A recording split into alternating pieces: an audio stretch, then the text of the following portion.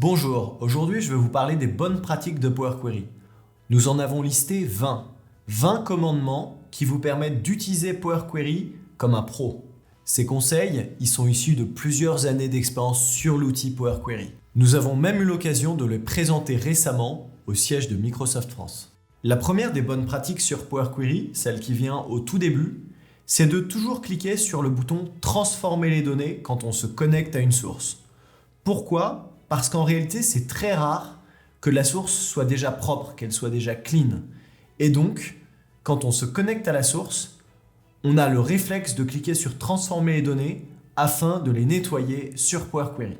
Le deuxième bon réflexe quand on est dans Power Query, c'est de dire à voix haute tout ce qu'on va faire sur les données.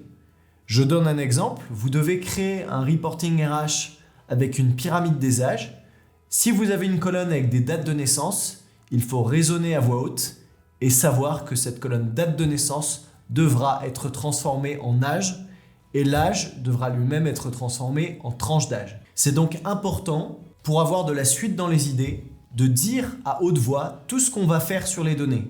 Ça permet d'avoir une approche plus propre et moins brouillon. La troisième bonne pratique quand on accède à Power Query, c'est d'observer où sont les en-têtes. Je vais donner un exemple tout de suite sur ma source de données. Ici, je me suis connecté à un fichier Excel qui se nomme Infomax. Quand j'observe les données sur l'aperçu en temps réel, je constate que c'est la première ligne qui contient les titres de mes colonnes. Je vais donc utiliser l'option « Utiliser la première ligne pour les en-têtes ». Et grâce à cela, j'ai une colonne qui se nomme pays, une colonne qui se nomme famille de composants et une autre colonne qui se nomme marque. Il faut également, dans Power Query, supprimer les colonnes inutiles. Dans cette requête qui comprend des données sur les températures dans différentes villes françaises, j'ai par exemple une colonne qui se nomme « dont nombre de jours avec précipitation supérieure à 1 mm ». Quand je regarde un petit peu les valeurs de cette colonne, et j'ai déjà un aperçu avec la barre de santé en dessous de l'en-tête de la colonne, je vois qu'il y a beaucoup de valeurs vides dans cette colonne. Donc, puisque les données ne sont pas complètes, je peux me débarrasser de cette colonne en la décochant, ainsi que les autres. La bonne pratique, c'est donc de se débarrasser de toutes les colonnes qui ne vous servent pas. Power Query vous remerciera, car il deviendra ainsi plus léger. Quatrième bonne pratique dans Power Query, il faut être conscient que Power Query est un ETL, c'est-à-dire un outil Extract, Transform and Load, qui est conçu pour transformer les données. Et pour aller plus vite dans ces transformations de données, Power Query va régulièrement échantillonner les statistiques qu'on a sur nos colonnes. Donc je peux donner un exemple. Ici, je me positionne sur la colonne pays et j'appuie sur le bouton filtre de la colonne pays. A priori, je n'ai que 3 valeurs, Allemagne, Argentine et Belgique. En réalité, il n'y a pas 3 valeurs, il y a beaucoup plus de valeurs. Mais Microsoft se basait par défaut sur les 1000 premières lignes. Donc nous avons bien conscience que Microsoft échantillonne les données puisque c'est un ETL et donc pour faire ces transformations, il a besoin d'aller vite et donc il fait ses analyses en se basant seulement sur les 1000 premières lignes. La bonne pratique suivante, c'est d'utiliser régulièrement les outils d'aperçu des données. Il y en a 3, profil, qualité et distribution. Ces outils sont donc disponibles dans le volet affichage, puis aperçu des données. Il y a qualité de la colonne qui nous donne le pourcentage de données valides, de données en erreur et de données vides. Une donnée valide, c'est une donnée qui est renseignée. Une donnée vide, c'est une donnée qui n'est pas renseignée, où il y aura donc écrit nul ou bien rien. Et une donnée en erreur, c'est en réalité un type qui n'a pas pu être converti au bon format. Par exemple, si j'ai une colonne avec des prénoms et que je souhaite la passer en tant que date, ça ne va pas fonctionner parce que les prénoms ne peuvent pas être des dates. Voilà donc ce qu'est une erreur. Pour information, ces options qualité de la donnée s'affichent déjà sous l'en-tête de chaque colonne sous forme d'une petite barre de santé qui peut être verte, noire, rouge ou bien un peu des trois. En l'occurrence, Sur l'ensemble de mes colonnes, je vois que les données sont intégralement vertes. Ça veut dire qu'elles ne contiennent que des données valides. En revanche, si je passe ma colonne pays en date, ce qui n'est pas possible, la colonne devient intégralement rouge parce qu'elle est composée uniquement de valeurs en erreur. Je peux décocher l'option qualité de la colonne et vous montrer l'option distribution des colonnes. L'option distribution des colonnes me donne le nombre de valeurs distinctes et de valeurs uniques. Ici, il y a 3 valeurs distinctes. Ça veut dire qu'il y a 3 valeurs différentes. Il y a donc 3 pays différents. Le fait qu'il y ait 0 valeur unique, ça veut dire que chaque pays apparaît plus de une fois. Et ensuite, il y a l'option profil de colonne. Cette option ne fonctionne pas pour l'ensemble des colonnes comme les 2 méthodes précédentes, mais ne travaille que sur la colonne qui est sélectionnée. Ici, par exemple, j'ai sélectionné famille de composants et j'ai accès à des statistiques de cette colonne, le nombre de valeurs, le min, le max, et également la distribution des valeurs, c'est-à-dire le nombre de fois que chaque valeur apparaît dans la colonne. Par exemple, la valeur processeur apparaît 72 fois dans la colonne, c'est-à-dire 7% du total. Attention, car ces 3 options qualité, distribution et profil de colonne sont par défaut fausses. Pourquoi ? Parce qu'elles sont basées seulement sur les 1000 premières lignes dans votre requête. Donc pour être certain que les valeurs soient vraies, vous devrez d'abord faire un profilage de la colonne qui se base pas sur les 1000 premières lignes, mais sur l'ensemble du jeu de données. Et à ce moment-là, les données que vous avez sont correctes. Et nous n'avons plus 3 valeurs distinctes, mais 16 valeurs distinctes de pays. Et si je refais un profil de colonne sur la colonne famille de composants, j'ai cette fois 720 valeurs qui apparaissent pour processeur, ce qui est donc beaucoup plus qu'à l'instant. Le commandement suivant, c'est de faire en sorte que chaque colonne ne contienne qu'un indicateur et de lui attribuer le bon type de données. Ici, j'ai un exemple avec une requête qui contient des données pour un ensemble de villes, Annecy, Lyon, Nice, Bordeaux. Et je retrouve ici une colonne attributs et une colonne valeurs. Dans la colonne attributs, j'ai différents indicateurs, la population, la superficie, l'altitude, la densité, le code postal et le maire. Et j'ai à côté une colonne valeurs qui, en face de chaque attribut, met la valeur qui y correspond. Par exemple, pour la densité d'Annecy, j'ai une densité de 1968 habitants par kilomètre carré. Le problème avec cette base de données actuelle, c'est que j'ai donc une colonne attributs qui contient une multitude d'attributs différents et j'ai une colonne valeurs qui contient elle aussi une multitude de valeurs différentes.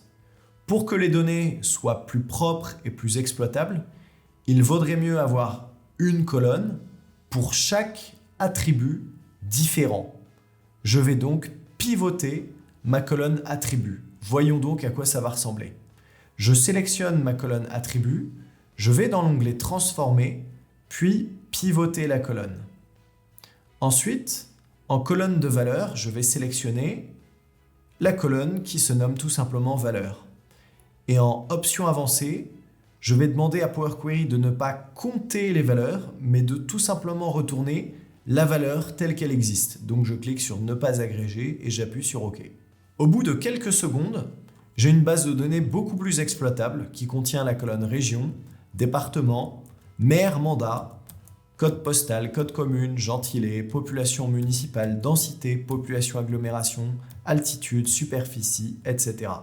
Mes données sont donc beaucoup plus exploitables comme cela, car je pourrais ainsi faire des retraitements spécifiques sur la superficie et passer cette colonne en nombre décimal, faire des retraitements spécifiques également sur la colonne altitude, coordonnées, des agrégations, des formatages et des typages différents sur chaque colonne. C'est donc la raison pour laquelle il faut faire en sorte que chaque colonne ne contienne qu'un indicateur. Ensuite, le commandement suivant, c'est de renommer chaque requête, chaque étape et chaque colonne. Un grand écrivain français avait dit que mal nommer les choses, c'est participer au malheur du monde. Ici, Ne participons pas à ce malheur et nommons bien chaque colonne, chaque requête et chaque étape. Dans cet exemple, je me suis efforcé de nommer chaque requête et chaque objet de manière évocatrice. Par exemple, j'ai un paramètre qui se nomme ville, dont la valeur est Nice. J'ai une table qui sert de modèle que j'ai nommée modèle température ville. Et j'ai une fonction qui se nomme fx modèle température ville. Et j'ai ensuite une table de faits qui utilise le préfixe fact température ville. Quand j'observe mes colonnes, elles ont un nom qui est évocateur. Température minimale moyenne, température maximale moyenne. Et j'ai effectivement la possibilité de renommer mes étapes. Pour nommer une étape, par exemple ici j'ai une étape qui se nomme requête fusionnée. Je peux tout simplement dire que dans cette étape, j'ai croisé ma source fact température ville avec la requête dim mois. Donc au lieu d'avoir une étape qui se nomme requête fusionnée, je peux faire clic droit renommer et je peux dire croisement avec requête avec dim mois. Et voilà, ma requête est ainsi beaucoup plus claire. Maintenant, nous pouvons passer au commandement suivant. Il faut bien distinguer les types de requêtes. Les requêtes qui servent de modèle, les requêtes qui servent de base de données et parfois les requêtes qui ne servent que de référentiel. Voyons cela ensemble. Ici, je vais récupérer les températures de plusieurs villes françaises car les données sont à chaque fois sur une page web. Une page web est égale à une ville. Pour faire cela, j'ai d'abord créé une requête qui se nomme modèle température ville. Et dans cette requête, je fais les traitements, mais seulement sur la base d'une seule ville. J'utilise ensuite un paramètre qui se nomme ville et qui permet de faire varier mon modèle sur une ville ou bien une autre. Actuellement, mon modèle prend pour valeur la ville de Nice. J'ai ensuite créé une fonction à partir de ce modèle et c'est cette fonction qui me permettra de faire appel au modèle autant de fois que nécessaire, c'est-à-dire autant de fois que j'ai de villes différentes. Et c'est justement là qu'intervient ma table de faits, fact température ville, qui fait appel à ma fonction sur la liste de valeurs uniques qui est ici, c'est-à-dire sur la liste de villes qui est ici. C'est-à-dire que je fais appel à la fonction fx modèle température ville sur la ville d'Annecy, sur la ville de Lyon, de Nice, de Bordeaux et de Strasbourg. Comment cela se matérialise dans les faits? Eh bien, lors de l'appel de la fonction, qui est ici, appelée une fonction personnalisée, je suis en mesure de récupérer le tableau avec les températures pour Annecy, pour Lyon, pour Nice, pour Bordeaux et pour Strasbourg. Et j'ai donc à la fin une table fact température ville qui contient les données pour l'ensemble des villes. Et il y a un dernier type de table, c'est une table de correspondance ou de référentiel, une liste avec des valeurs uniques.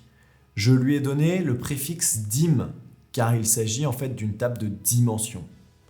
Cette table de dimension a pour seul objectif de classer les mois dans le bon ordre.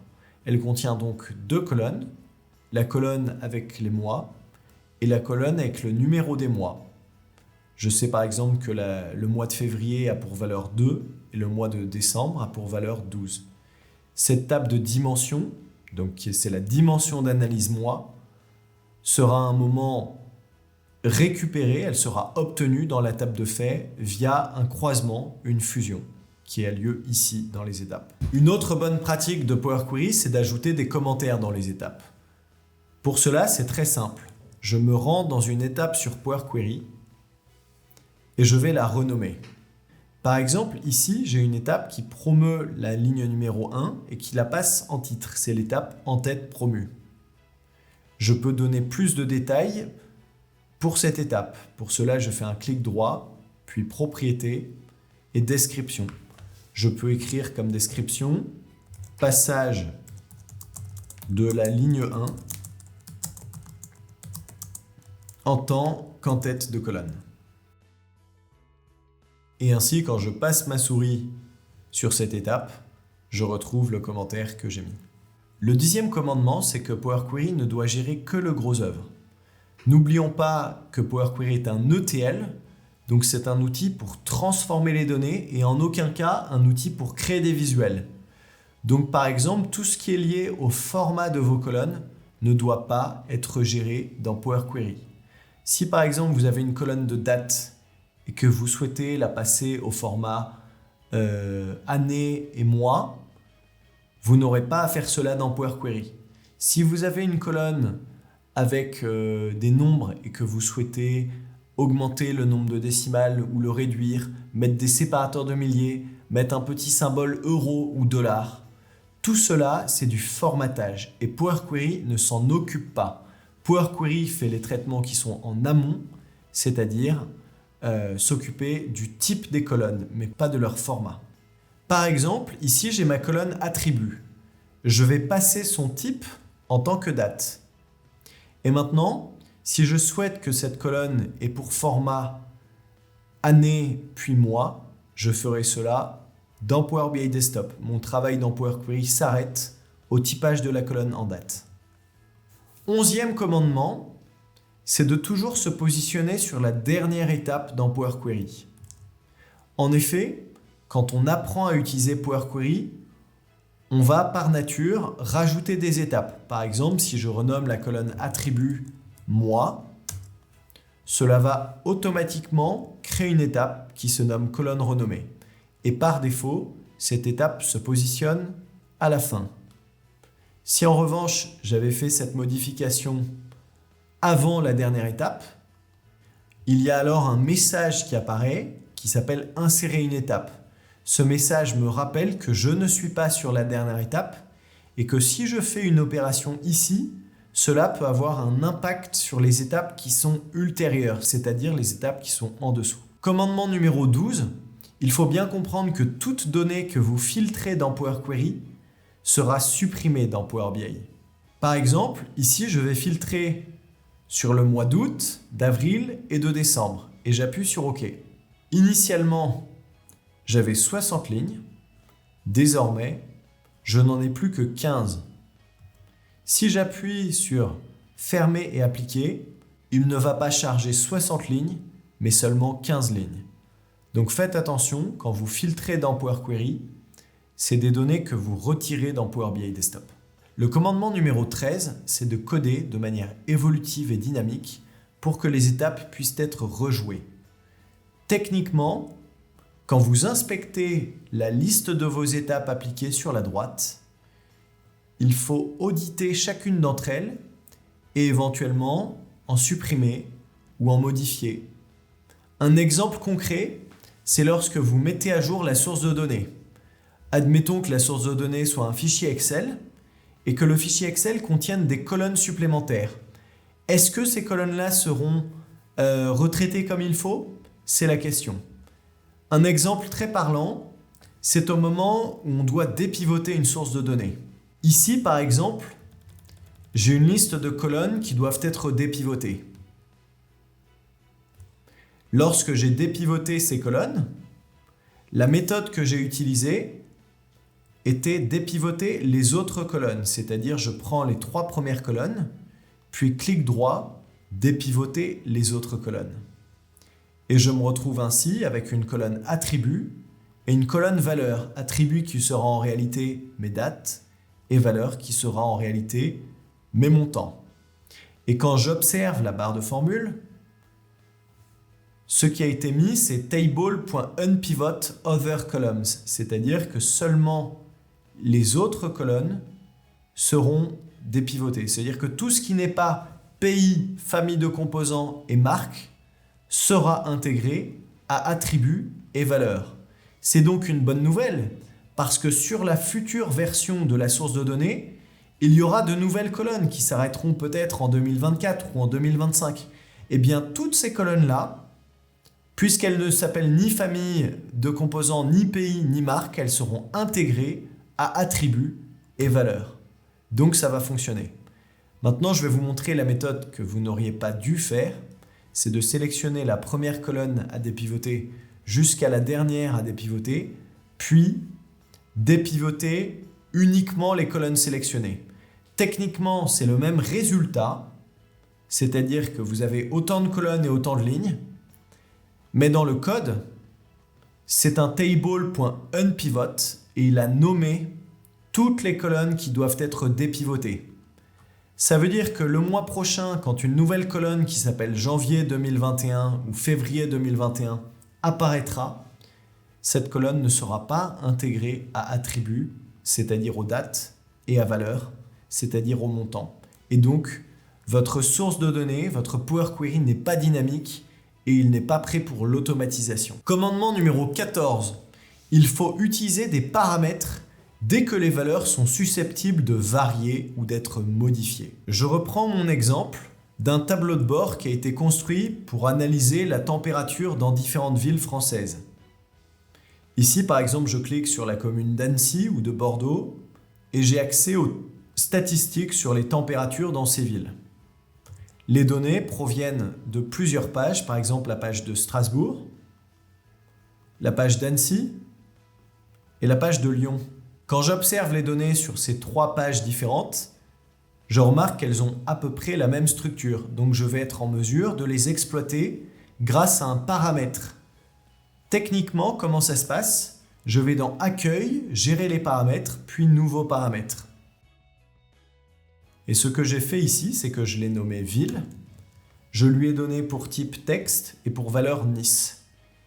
Et ensuite, pour que mon paramètre soit pris en compte dans mes requêtes, je dois le lier avec mes tables, notamment avec la table que j'ai nommée ici modèle.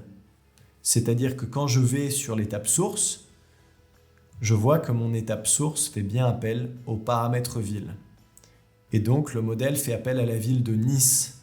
Si je change la ville de Nice et que je mets la ville de Limoges, et que je reviens ensuite sur mon modèle dans l'étape source, je suis sur la ville de Limoges. Donc ma table modèle température ville fait bien appel à un paramètre. C'est beaucoup plus simple de faire appel à un paramètre qui s'appelle ville plutôt que de créer autant de requêtes qu'on a de villes différentes. Ici, j'ai seulement un modèle et un paramètre. Si je n'avais pas créé de paramètre, j'aurais dû créer mon modèle peut-être 8 fois, peut-être 15 fois, peut-être 30 fois, autant de fois que j'avais de villes différentes. Le commandement numéro 15, c'est d'utiliser les fonctions dès que des traitements doivent être répétés ou bien industrialisés. Je vais reprendre l'exemple de mon reporting sur les températures en France. J'ai donc ici, comme je l'expliquais tout à l'heure, une requête qui se nomme modèle température ville. Cette requête modèle température ville est constituée d'une série d'étapes. Une étape source dans laquelle je me connecte à une page web, une étape ligne filtrée dans laquelle je me focalise seulement sur le tableau que je souhaite analyser, c'est-à-dire un tableau avec des températures, puis une étape dans laquelle j'accède au tableau qui m'intéresse, une étape dans laquelle je renomme les colonnes, une étape dans laquelle je supprime une colonne, une étape dans laquelle je dépivote les mois et les valeurs de température, et une étape dans laquelle ensuite je repivote afin d'avoir un tableau. Toutes ces étapes-là, je vais être en mesure de les répéter et de les refaire autant de fois que nécessaire sur les autres villes qui m'intéressent. Comment est-ce que je fais? En créant une fonction. Et comment est-ce que je crée une fonction? Je me positionne sur la requête que je souhaite industrialiser et ensuite je fais clic droit, créer une fonction. L'option est grisée chez moi parce que la fonction est déjà créée, elle est juste ici.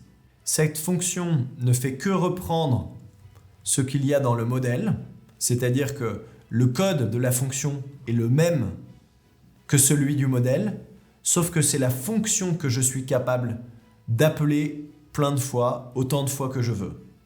Et à la fin, ma fonction, je fais appel à celle-ci sur une liste de valeurs uniques, une liste par exemple avec un ensemble de villes, et ainsi j'ai ma fonction qui est appelée sur la ville d'Annecy, également sur la ville de Lyon, c'est ce qu'on voit juste en dessous, sur la ville de Nice, sur la ville de Bordeaux, sur la ville de Strasbourg. Et je peux à nouveau revenir ici sur l'étape source et rajouter par exemple la ville de Poitiers et une autre ville, par exemple la ville de Brest.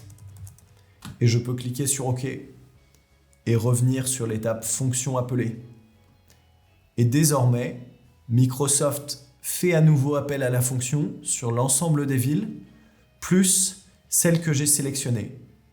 Et je vois qu'il a été capable de récupérer les données pour la ville de Brest. En revanche, il n'a pas été capable de le faire pour la ville de Poitiers.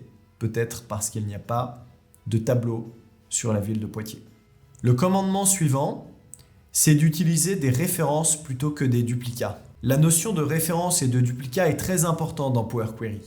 En général, on connaît tous l'option dupliquer. Quand je duplique une requête dans Power Query, je vais créer une autre requête qui comprend toutes les étapes qui avaient déjà été générées dans la requête initiale. Ça veut dire que je serai en mesure de modifier l'étape source pour faire appel à un autre fichier, ou bien changer l'étape navigation, peut-être pour faire appel à un autre onglet, ou peut-être supprimer l'étape type modifié, changer l'étape en tête promue. Bref, quand je duplique une requête, j'ai vraiment la possibilité de changer tout ce que je veux.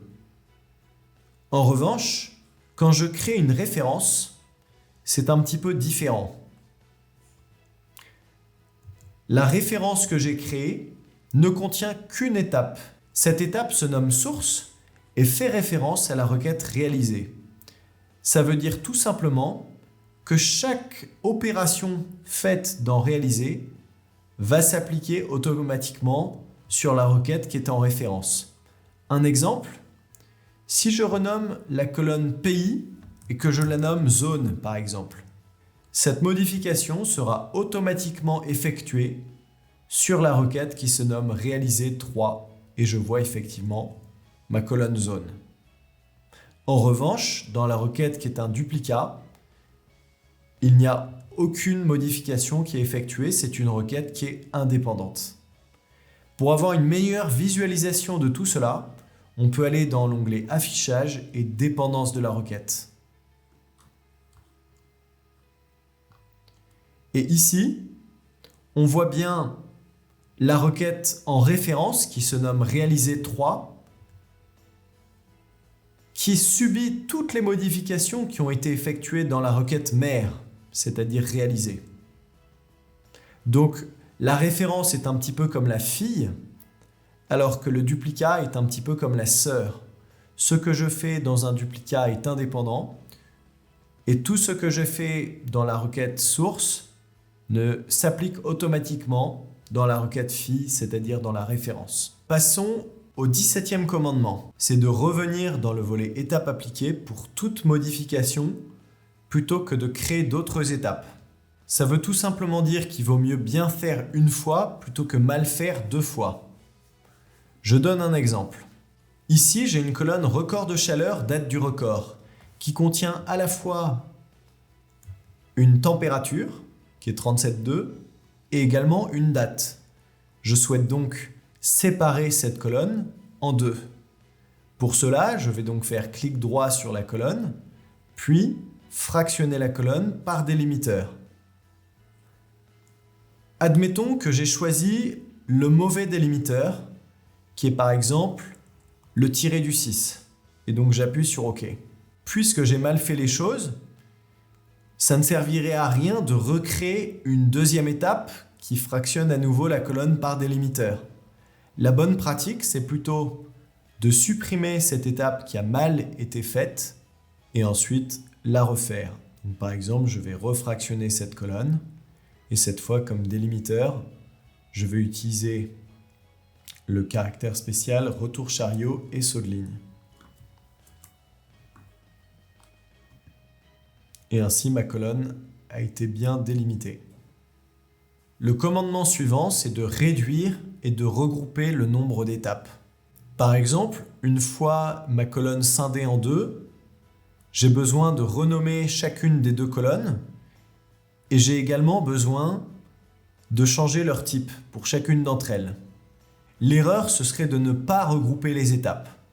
Donc par exemple, je vais renommer mes deux colonnes en même temps, ce qui va donc générer une seule étape. Et je vais ensuite changer le type des deux colonnes en même temps, ce qui va aussi générer une seule étape. Donc par exemple, ma colonne, la première s'appellera seulement record de chaleur. Et la deuxième s'appellera seulement date du record. Et comme on peut l'observer dans les étapes, je n'ai qu'une étape qui a pourtant renommé les deux colonnes en même temps. Idem, je peux passer cette colonne record de chaleur en nombre décimal et je peux passer cette colonne date du record en date. Et encore une fois, il n'y a qu'une seule étape qui a pourtant converti la première colonne avec le bon type, c'est-à-dire en nombre, et la deuxième colonne date du record avec le bon type, c'est-à-dire en date. Le 19e commandement, c'est d'utiliser des requêtes de dimension plutôt que des remplacer par. Quand on vient d'Excel, on est tous habitués à la fonction CTRL-H, c'est-à-dire remplacer les valeurs. Ici, par exemple, on aimerait peut-être remplacer août par 0,8, avril par 0,4, février par 0,2 et décembre par 12, afin de pouvoir numériser la colonne attribut qui est en fait la colonne avec les mois. Donc l'erreur, ce serait de faire remplacer les valeurs et de remplacer juin par 0,6, puis une autre étape qui remplace la valeur mai par 0,5 et faire cela 12 fois. Ce serait vraiment pas une bonne méthode. La méthode la plus propre, c'est plutôt d'utiliser une requête de dimension. Et cette requête de dimension, elle est ici et elle s'appelle dim-mois. Les choses sont beaucoup plus propres, les choses sont également beaucoup plus faciles à maintenir. Et donc j'ai une requête qui a côte à côte la valeur d'entrée et la valeur souhaitée. Je n'aurai plus qu'à fusionner cette requête dans la table d'origine, c'est-à-dire fact température ville. C'est ce qui est fait ici dans l'étape qui se nomme croisement avec dim-mois. Et ainsi, j'obtiens les valeurs juste ici et j'ai donc en face de chaque mois le numéro qui correspond à chaque mois. Ici par exemple 12 c'est le mois de décembre. C'est donc beaucoup plus propre de faire comme cela que de créer 12 ou 15 ou 40 étapes, remplacer les valeurs. 20e et dernier commandement, il ne faut pas charger les requêtes d'alimentation et il ne faut charger que les requêtes finales. Dans une optique de performance, il ne faut charger vers Power BI Desktop que les requêtes qui servent à créer des visuels. Dans l'exemple de mon reporting sur les températures, j'ai expliqué que j'ai une requête qui se nomme modèle. J'ai expliqué que j'ai aussi une requête qui se nomme fact température ville et j'ai expliqué que j'ai également une autre requête qui se nomme dim-mois. Ma requête dim-mois a été fusionnée dans fact température ville. Donc elle n'est plus nécessaire parce que l'information qui m'intéressait, qui est la colonne numéro mois, a déjà été rapatriée, elle est ici. Donc je pourrais essayer de supprimer cette requête, mais en réalité je ne peux pas le faire car cette requête dim-mois est déjà référencée dans fact température ville. Donc si je veux économiser et être plus performant, je vais tout simplement désactiver le chargement de cette requête. Ce qui est ici est déjà fait, parce qu'on voit que la requête est en italique. Et si j'accède à l'onglet affichage, puis au bouton dépendance de la requête, j'ai à nouveau un aperçu de mes requêtes. Et je vois que la requête dim-mois a été désactivée. Le chargement de cette requête a été désactivé. Elle ne sera donc pas chargée dans Power BI Desktop. Pourquoi est-ce qu'on fait cela? Parce que déjà, ça va simplifier pour l'utilisateur final la création des visuels. Il ne se basera que sur les tables qui servent à créer des visuels, pas sur des tables de staging ou d'alimentation ou de correspondance. Il n'y a que les requêtes finales qui sont chargées, c'est-à-dire celles qui servent à créer des visuels. Il en va de même pour la requête modèle température ville. Cette requête n'était qu'un modèle, elle ne contient pas toutes les données, donc j'ai désactivé son chargement. Par défaut, quand on crée un paramètre, le chargement de celui-ci est automatiquement désactivé. Et c'est la même chose pour une fonction. Une fonction ne se charge pas dans Power BI. Il n'y a que la requête fact température ville qui, elle, est chargée vers Power BI Desktop.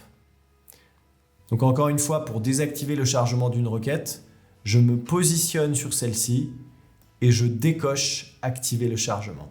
Voilà, cette série de commandements sur Power Query est terminée. Nous espérons que ça vous a plu et que vous pourrez trouver des cas d'application immédiats de ces bonnes pratiques dans votre projet Power BI et sur vos données Power Query. Si vous souhaitez en savoir plus, n'hésitez pas à consulter notre chaîne YouTube ou notre site internet myconsulting.com.